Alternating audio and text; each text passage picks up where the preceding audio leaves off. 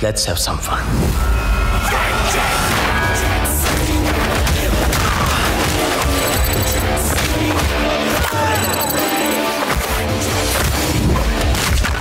Hi everyone, welcome to Om Brewok Story. Semoga kalian sehat selalu dan diberikan rezeki yang berkah ya. Kali ini Om akan membahas alur cerita film action yang berjudul Bagi, keluaran tahun 2016.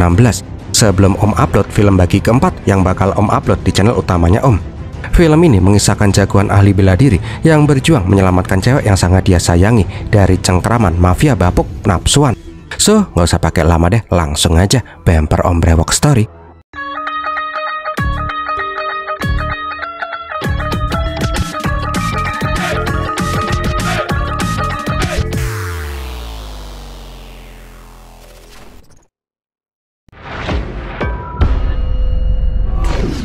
Awal kisah kita diperlihatkan suasana kota Bangkok.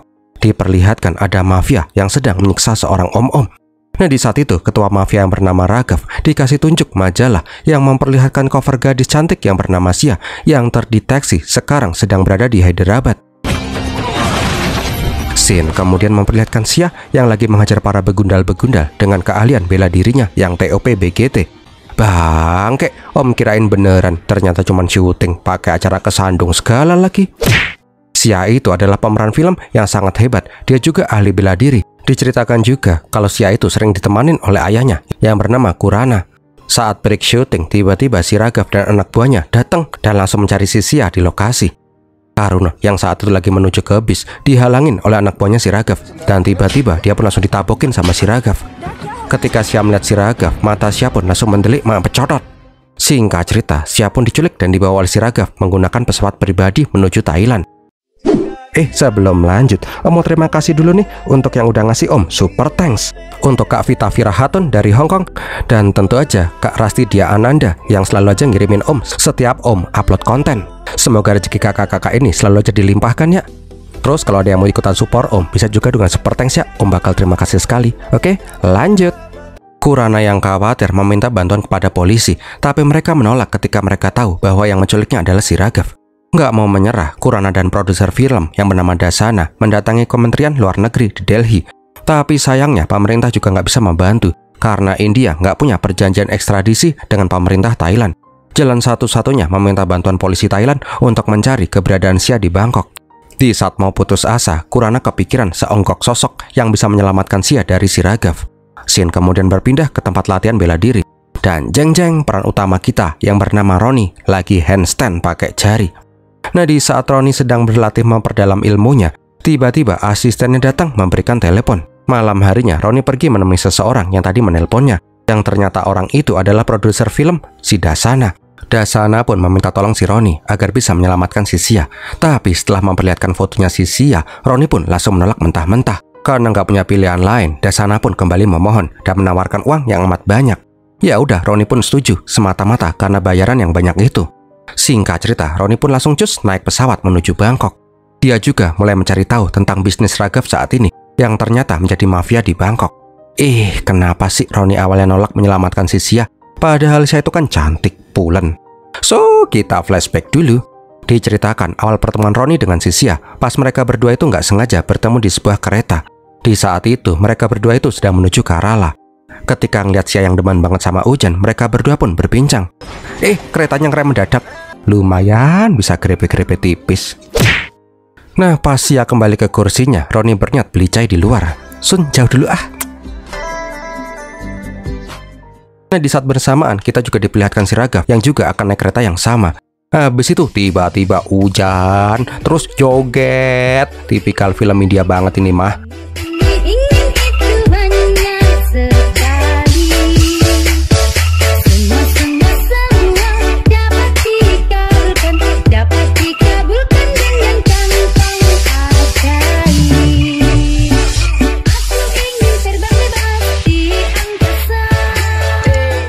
Bangkainya pas ngeliat Sia yang joget-joget sambil basah-basahan, Raghav malah langsung jatuh cinta sama si Sia.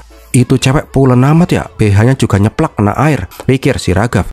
Nah, pas kereta mau jalan lagi, Sia kebingungan karena babenya belum naik. Alhasil, Roni yang pengen jadi sok pahlawan mencoba mencari si Kurana. Tapi ngeheknya itu Pak D kumis malah udah jegogrok di kereta dari tadi. Alhasil, Roni lah yang malah ketinggalan kereta.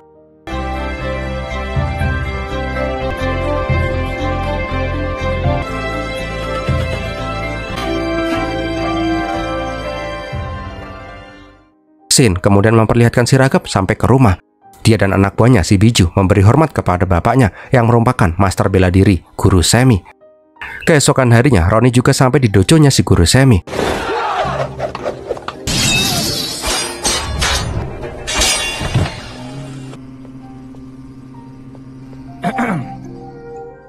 Roni memberikan surat kepada Guru Semi yang berisikan pesan dari bapaknya si Roni untuk meminta agar Guru Semi mau mengajarkan si Roni, sebab ini anak pemberontak banget dan nggak tahu aturan. Bapaknya si Roni berharap agar si Roni itu bisa sedikit lebih ndolor. Awalnya si Roni itu sangat sombong dan tengil. Guru Semi pun langsung melawan kesombongannya si Roni dengan menjatuhkan si Roni dengan sekali lempar. Walaupun udah dibanting, tapi tetap aja ini cowok sombongnya kelewatan. Setelah dibanting bolak-balik, Roni pun akhirnya dikasih kamar. Nah, di saat itu dia ditempatkan satu kamar dengan mas-mas cupu yang bernama Haris dan mas-mas kuntat yang bernama Subuh. BTW, Subuh ini tunawicara ya, jadi dia itu nggak bisa ngomong. Nah, keesokan harinya di kampung diadakan lomba pacu jalur. Di saat itu, Sia melihat lomba pacu jalur itu. Dia pun merasa amat excited. Raghav yang kembali melihat si Sia langsung jatuh hati lagi sama tuh cewek yang kemarin BH-nya nyeplak. Setelah memenangkan lomba, Raghav mencoba mencari si Sia, tapi sayangnya Sia-nya udah hilang entah kemana. Terus Sia kemana om? Dia tuh kembali hujan-hujanan. Nah, di saat Sia mau kambuh penyakit joget-joget kalau lagi pas hujan, kebetulan banget Roni kembali melihat sosok si Sia. Ya udah, mereka pun saling ngobrol lagi. Diceritakan kalau Sia itu datang ke kota itu karena ingin mengunjungi rumah neneknya. Roni pun senang karena dengan begitu mereka bisa bertemu setiap hari. Nah, di kala itu Roni menunjuk mercusuar dan mengajak Sia untuk pergi bersama. Tapi tiba-tiba hujan berhenti dan Sia harus kembali. Roni pun berjanji kepada Sia, suatu hari pas hujan kembali turun, mereka akan bertemu di menara mercusuar itu.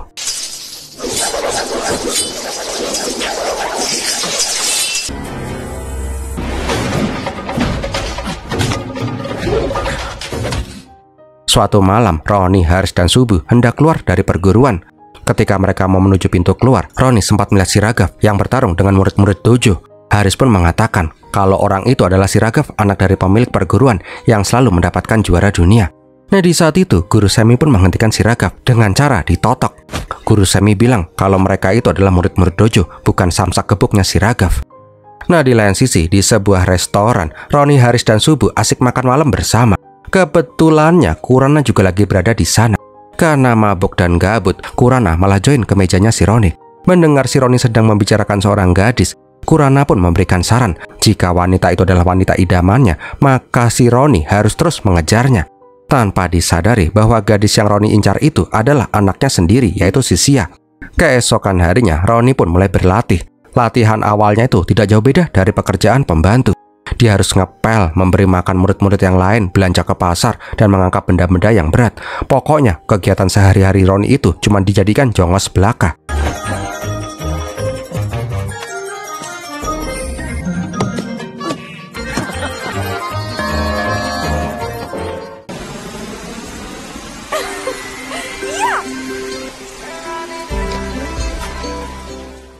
Beberapa hari kemudian, Raghav pun datang berkunjung ke rumah Sia untuk melamar.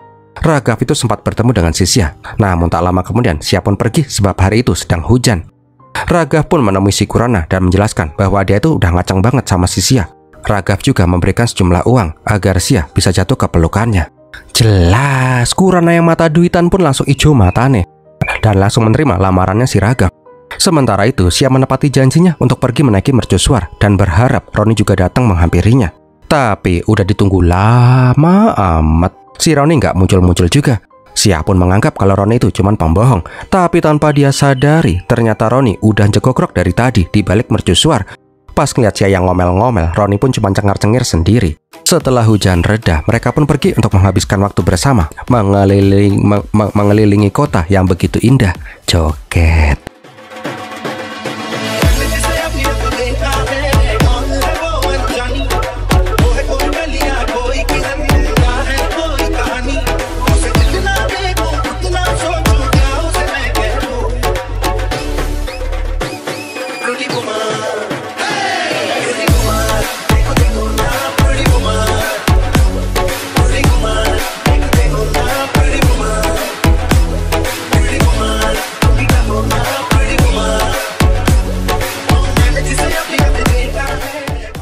Nggak lupa mereka juga mengutarakan perasaan mereka masing-masing kalau mereka itu saling mencintai. Terus tukeran iler, lah bentar amat, cuman macrut tukeran ilernya gitu doang. Di saat itu, Xia juga memberikan cincin yang selalu dia kenakan ke Roni. Cincin itu sangat berarti untuk si Xia dan meminta si Roni untuk menjaganya sebagai lambang cinta mereka. Karena dia mabuk cinta, Roni pun pulang ke dojo dengan sempoyongan. Sialnya Guru Semi udah ngejogok-grok menunggu si Roni. Nah di saat itu Roni pun malah kurang ajar. Dia berniat pergi ke Cina aja untuk berlatih kungfu Shaolin daripada di sini cuma dijadiin jongos. Guru Semi pun ngasih tahu sebuah fakta. Di tahun 1542, seorang master bela diri dari India berkelana ke daratan Cina. Di sana dia menyebarkan ilmu bela diri yang merupakan cikal bakal kungfu Shaolin. Buat apa Roni jauh-jauh ke Cina kalau sumber ilmu bela diri di sana itu berasal dari India? Seketika Roni pun langsung dikeplak sampai muntah-muntah. Namun anehnya, pas diserang lagi, Roni bisa menangkis semua serangannya Guru Semi. Baru deh Roni sadar kalau latihan yang selama ini dianggap tak berguna ternyata adalah latihan yang sudah disetting oleh Guru Semi. Karena hal itulah Roni pun semakin mantap belajar ilmu bela diri dari Guru Semi. Singkat cerita, Roni pun menjadi ahli bela diri yang sangat cakap. Bahkan Guru Semi mengajarkan jurus yang gak pernah diajarkan ke murid-murid yang lain, bahkan ke Raghav sekalipun. Karena kejeniusannya si Roni, Raghav yang tidak pernah melirik Roni mengakui Roni sebagai orang yang jenius di dunia bela diri. Raghav.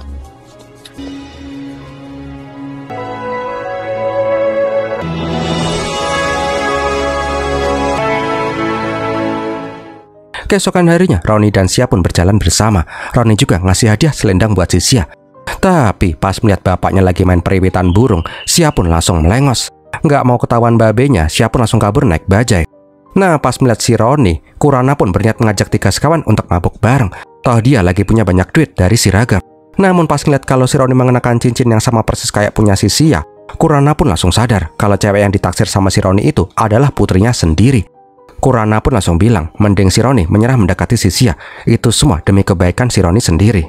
Singkat cerita, Kurana pun menemui si Raghav dan menjelaskan kalau ada cowok yang sedang mendekati si Xia. Raghav mah nggak takut, bahkan kalau perlu, dia akan membun-bun si Roni biar dia nggak bisa macam-macam sama si Xia. Sialnya, pembicaraan itu nggak sengaja didengar oleh si Guru Semi. Guru Semi nggak suka tindakan Raghav yang pengecut. Kalau emang laki-laki tulen, Raghav harus bersaing secara jantan sama si Roni. Guru Semi juga nggak akan membiarkan si Raghav berbuat nekat selama dia masih hidup. Tak lama kemudian, Raghav pun meminta maaf ke bapaknya. Dia berjanji tidak akan berbuat bodoh lagi. Sebagai rasa permintaan maafnya, Raghav ingin menyuapi bapaknya itu. Tanpa sadar kalau makanan yang dikasih Raghav itu sudah dikasih racun. Alhasil, Guru Semi pun langsung kecet-kecet dan meninggoy. Nah, supaya tidak ada orang yang bisa menghalangi dirinya lagi, Raghav pun langsung menyuruh anak buahnya untuk menculik si Subu. Karena Subu adalah salah satu kelemahan yang dimiliki sama si Roni.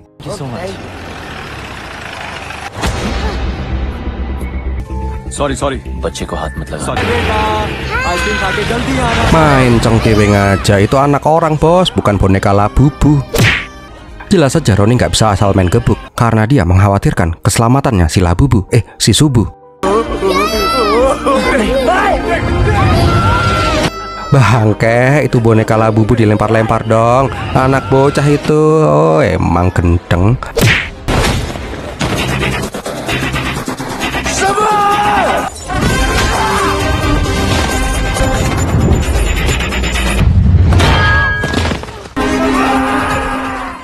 Nggak lama kemudian, Subu pun mau dilempar dari lantai atas.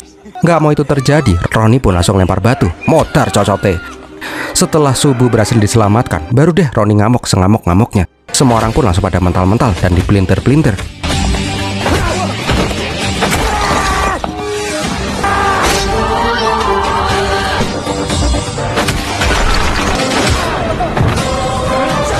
Ketika Roni mau membunuh mereka semua, Subu pun mencegah si Roni untuk tidak melakukan hal itu. Ya udah deh, emosi Roni pun langsung reda pas ngeliat si Subu yang mewek sambil ya. Nah, nggak lama kemudian di pasar, pas Roni lagi merawat si Subu, Raghav datang dan langsung menyerang si Roni.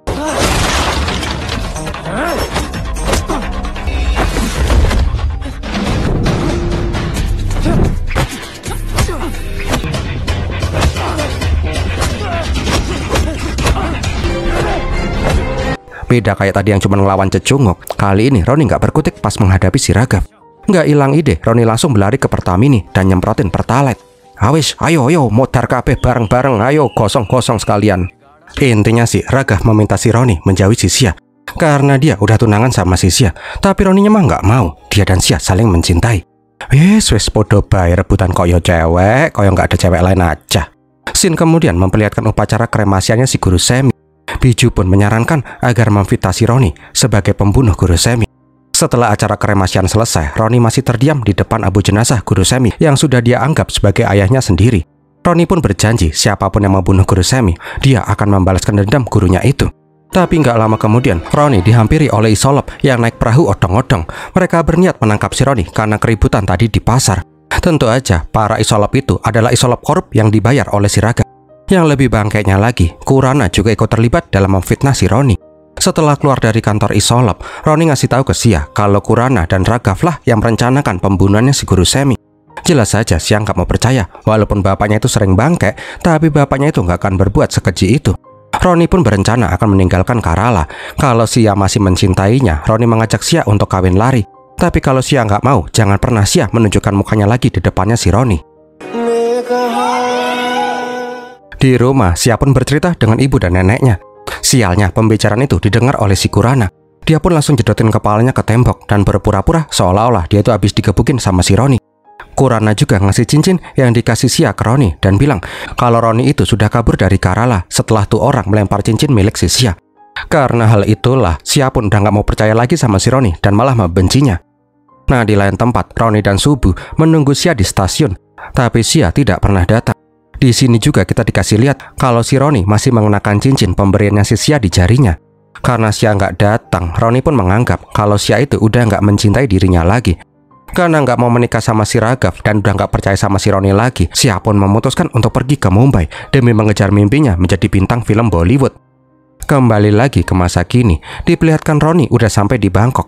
Sedangkan di markasnya si Raghav, terlihat si Xia yang ngamuk-ngamuk karena dia disandra sama si Raghav. Raghav pun berjanji dia tidak akan menyentuh si Xia hingga pernikahan tiba. Jelas saja Xia nggak mau dong, dia itu nggak menyukai si Raghav. Males banget nikah sama si Raghav. Namun Raghav bilang Xia itu nggak punya pilihan. Di markasnya ini nggak akan ada orang yang bisa menyelamatkan si Xia.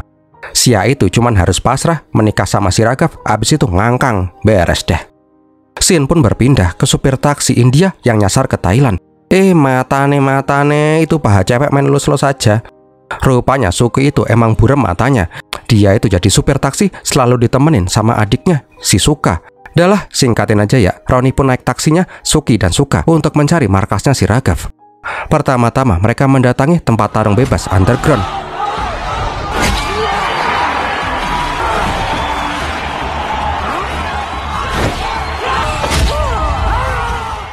Awalnya sih Ronnie cuma mau cari informasi, tapi dia malah diajak duel. Seketika Ronnie pun langsung nendang tuh mas-mas bule sampai puyeng. Fix ini film niru adegan film Ong Bak, filmnya Tony Jaa. Dari situlah wajah si Ronnie langsung menarik perhatian preman lokal. Keesokan paginya rumahnya si Suki Suka disatronin sama preman lokal. Alhasil Ronnie pun dikejar-kejar. Adegan ini juga mirip sama film Ong Bak.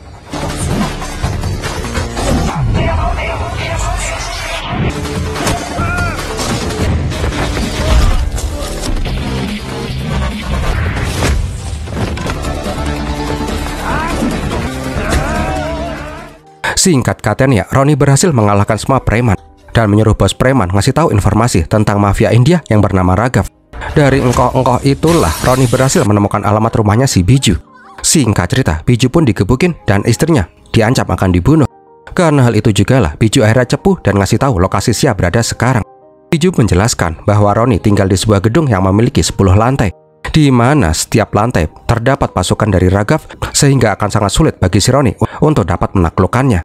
Di lantai puncak ada pengawal Raghav yang potongannya kayak Sasuke yang bernama Wah Ngaceng Li, pembunuh berdarah dingin yang diimpor dari Cina.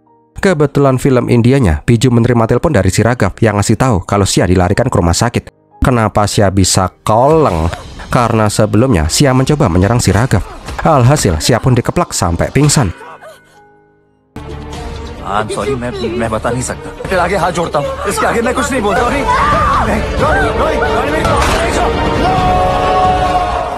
Nggak pakai babi bu, Ronnie langsung menuju rumah sakit. Dia pun menyamar jadi dokter. Singkat cerita, Ronnie pun berhasil menemukan kamarnya si Xia. Jelas Sia kaget bukan main pas melihat mantan cinta sejatinya, Ciileh. Sialnya, engkoh-engkoh Thailand yang dikurung di bagasi berhasil menghubungi Wang Chengli kalau ada orang India yang menyerang dirinya.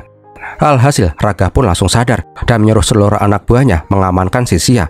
Sialnya lagi, pas mau kabur, Sia dan Ronnie malah ke gap. Pas membuka masker, Raghav sadar kalau orang di depannya itu adalah si Ronnie. Di saat itulah, Ronnie langsung menodongkan pisaunya ke lehernya si Sia. Nggak mau calon istrinya jadi bangke, Raghav membiarkan si Ronnie membawa Sia pergi. Abis itu, duar.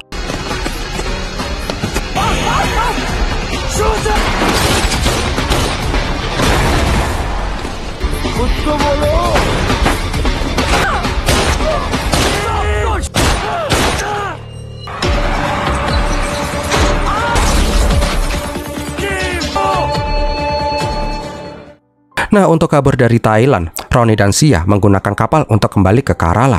Sempat sih mereka itu flashback sebentar tentang masa-masa indah mereka bersama dulu. Tapi Ronnie ngasih tahu kalau dia menyelamatkan Sia bukan karena masih jatuh cinta, tapi semata-mata demi uang. Habis itu, tiba-tiba turun hujan. Nggak mau ngeliat BH nyeplaknya si Sia, Ronnie memberikan bajunya ke Sia. Tapi itu sama-sama basah loh bos. Piye to konsepnya? Ah, bolah.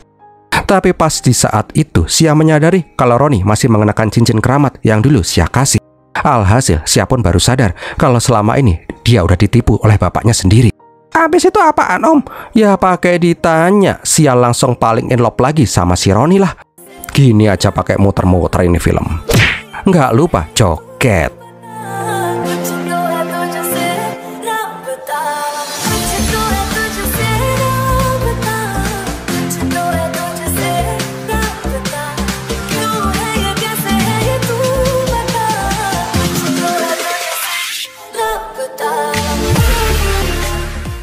Sialnya, pas lagi asik joget-joget, Ronnie dikeplak dari belakang.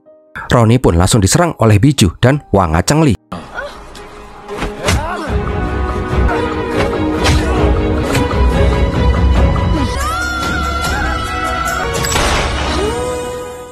Habis itu, Ronnie pun ditembak sampai dia kecebur ke sungai.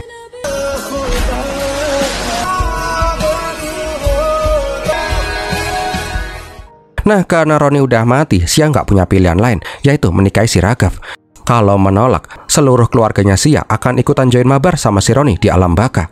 Tapi Raghav dan Sia itu lupa kalau ini film action India. Di Basoka aja peran utama nggak bisa mati, apalagi cuman ditembak. Cuman geli-geli doang aja tuh si Ronnie.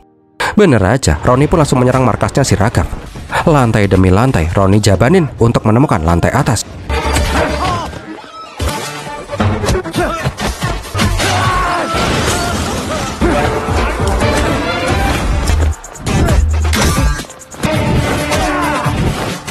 Kenapa Ronnie belum mati? Rupanya Biju sengaja tidak membunuh si Ronnie. Jadi pas si Ronnie menembak istrinya si Biju, dia sengaja meleset. Ronnie bilang ini bukan pertarungan mereka, yang Ronnie incar adalah si Raghav. Karena hal itulah Biju mengosongkan peluru di pistolnya. Marah akan hal itu, Raghav langsung membeleh si Biju sampai koyor-koyor lehernya. Nah, di sisi lain, Ronnie terus-terusan aja menuju lantai atas. Dia pun harus melawan mas-mas dari Afrika. Nah, ini adegan mirip banget sama film The Raid.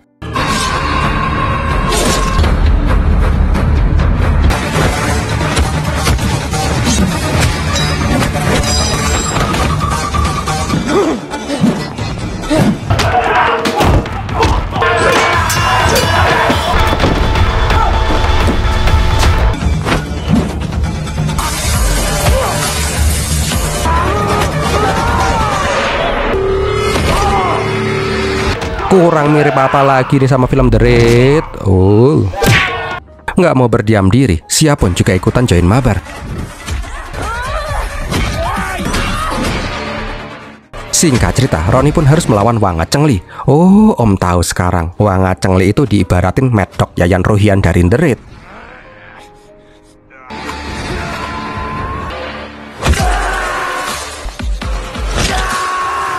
Singkat cerita, Mad Dog Cina ini pun langsung KO dipelintir sama si Ronnie.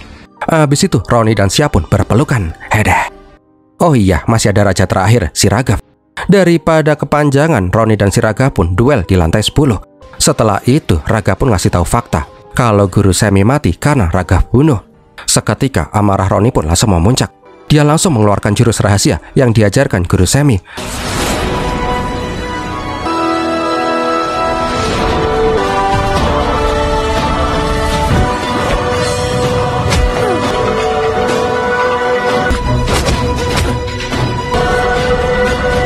Alhasil, Raga pun langsung almarhum kena jurus totokan tangan dewa. Dan filmnya pun berakhir. Bentar deh, nyempil dikit. Setelah itu, Roni dan Xia pun kembali ke Karala untuk melanjutkan dojo peninggalan Master Guru Semi. Tamat deh. Maksud Om lanjut ke bagi 2. Gimana film ini sob? Semoga menghibur ya. Kalau kalian suka silahkan like, komen, dan share. Jangan lupa subscribe. Habis ini Om akan upload bagi 2, 3, dan nanti bagi 4 di channel utamanya Om. Jadi stay tune ya. Kalau ada yang mau support Om, bisa dengan super thanks ya. Om bakal terima kasih sekali. Terima kasih juga udah nonton sampai di detik ini. Om Berox pamit dulu dan Birmilatin.